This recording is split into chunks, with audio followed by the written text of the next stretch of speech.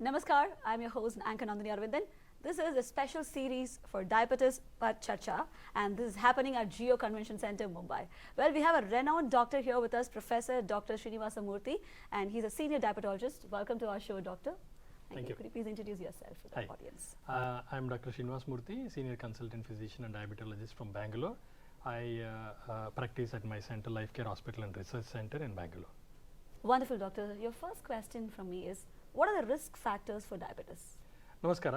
ನಮಗೆಲ್ಲರಿಗೂ ಗೊತ್ತಿರೋ ಹಾಗೆ ಡಯಾಬಿಟೀಸ್ ಅಂದಾಗ ಅದು ಕೆಲವರಲ್ಲಿ ಹೆಚ್ಚಿನ ಸಾಧ್ಯತೆ ಇರ್ತದೆ ಬರಲಿಕ್ಕೆ. ಅವರು ಯಾರು ಅನ್ನೋದನ್ನ ಪ್ರಶ್ನೆ. ಯಾಕಂದರೆ ಸುಮಾರು ಫ್ಯಾಮಿಲಿಗಳಲ್ಲಿ ಡಯಾಬಿಟೀಸ್ ಇರ್ತವೆ, ಅವ್ರ ತಂದೆ ತಾಯಿಗೆಲ್ಲರಿಗೂ ಇರ್ತದೆ. ಬಟ್ ಅವರಿಗೆ ಯಾವತ್ತು ಚೆಕ್ ಮಾಡಬೇಕು ಅನ್ನೋ ಒಂದು ಸಿಂಪಲ್ ಬೇಸಿಕ್ ನಾಲೆಜ್ ಇರೋದಿಲ್ಲ.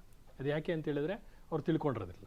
ಉದಾಹರಣೆಗೆ 40 ವರ್ಷ ಮೇಲ್ಪಟ್ಟು ನೀವು ಅತಿ ಸ್ಥೂಲಕಾಯ ಅಂದರೆ ಒಬೇಸಿಟಿ ಅಂತೇನು ಹೇಳ್ತೀವಿ, BMI ಅದು ಹೆಚ್ಚಿಗೆ ಇದ್ದಾಗ, ಅಂದರೆ 25ಕ್ಕಿಂತ ಹೆಚ್ಚಿಗೆ ಇದ್ದಾಗ, 40 ವರ್ಷ ಮೇಲ್ಪಟ್ಟಿದ್ರೆ, ಸಿಗರೇಟ್ ಸೇದೋರಿಗೆ, ಎಕ್ಸಸೈಸ್ ಮಾಡದೇ ಇರೋದು ಒಂದು ರಿಸ್ಕ್ ಫ್ಯಾಕ್ಟರ್. ದಯವಿಟ್ಟು ಗಮನದಲ್ಲಿ ಇಟ್ಕೊಳ್ಳಿ. ತುಂಬ ಜನ ಯಂಗ್ಸ್ಟರ್ಸಿಗೆ ಬರೋರು ಇರಲಿ, ಎಕ್ಸಸೈಸ್ ಇರಲ್ಲ. IT ಇಂಡಸ್ಟ್ರಿ ಅಂತ ಎಸ್ಪೆಷಲಿ ನಮ್ಮ ಬ್ಯಾಂಗ್ಳೂರ್ ಅಂತ ಕಡೆಗಳಲ್ಲಿ ಈ IT ಇಂಡಸ್ಟ್ರಿಯಲ್ಲಿ ತುಂಬ ಸ್ಟ್ರೆಸ್ಸು, ಒತ್ತಡಗಳಲ್ಲಿ ನಿದ್ದೆಗೆಡೋದು, irregular sleep rhythm, the circadian rhythm, that's a big implications of late.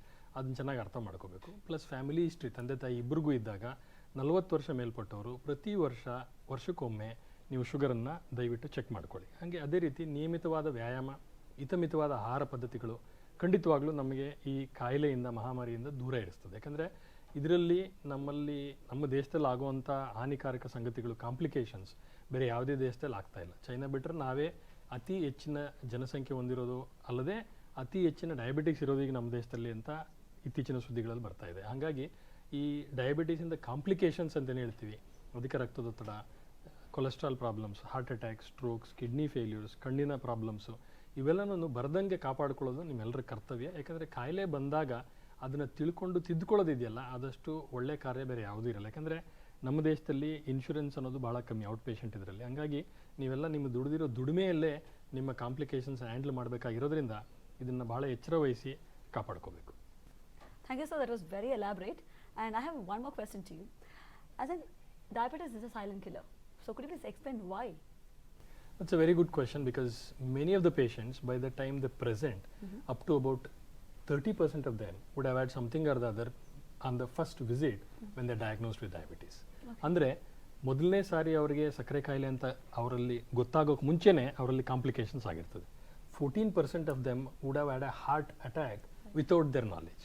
ಈ ಸೈಲೆಂಟ್ ಕಿಲ್ಲರ್ ಅನ್ನೋ ಒಂದು ಶಬ್ದ ಯಾಕೆ ಬರ್ತದೆ ಅಂತ ಹೇಳಿದ್ರೆ, ಸುಮಾರು ಜನಕ್ಕೆ ಆ ಕಾಂಪ್ಲಿಕೇಶನ್ಸ್ ಆಗಿರೋದೇ ಗೊತ್ತಿರೋಲ್ಲ. ಯಾಕಂದರೆ ಅದು ನರಗಳ ದೌರ್ಬಲ್ಯದಿಂದ ಆ ಕಾಂಪ್ಲಿಕೇಶನ್ಸ್ ಆಗದಂಗೆ ಕಾಣ್ಕೊಳ್ಳೋದು. Because of the nerve involvement, the classical chest pain what we describe during heart attack will not be realized by many patients, and that's why it's called silent killer. Of course, there are other friends of diabetes who are hypertension, cholesterols, and obesity is another big time pandemic, I would say, catching up with the youngsters.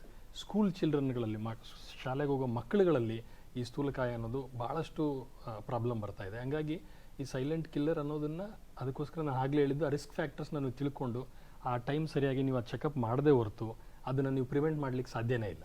So the asymptomatic ಕರ್ನರಿ ಹಾರ್ಟ್ರಿ disease ಅಂತ ಏನು ಹೇಳ್ತೇವೆ, ಅಂದರೆ ಯಾವುದೇ ಅವರಿಗೆ ಚಿಹ್ನೆಗಳು ಇಲ್ಲದೇ heart attack ಆಗಿರ್ತದೆ.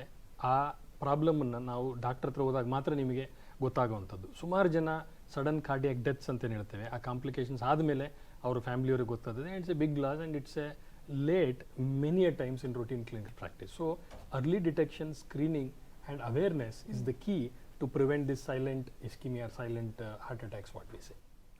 Wonderfully explained, sir. Thank you very much. Your final message for the viewers who are watching you.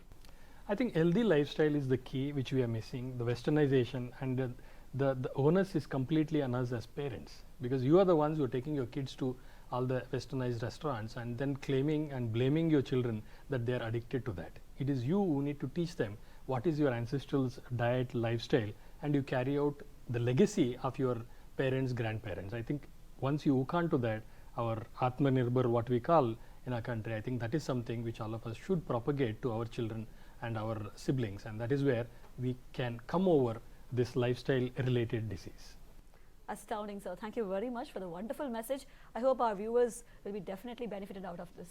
Thank you very much, Thank sir. you. And viewers, if you'd like to know more about diabetes and how to control it, please follow us on the Facebook page, Diabetes Par Charcha, and we're also there in YouTube, Instagram, and Twitter. Thank you. Namaskara.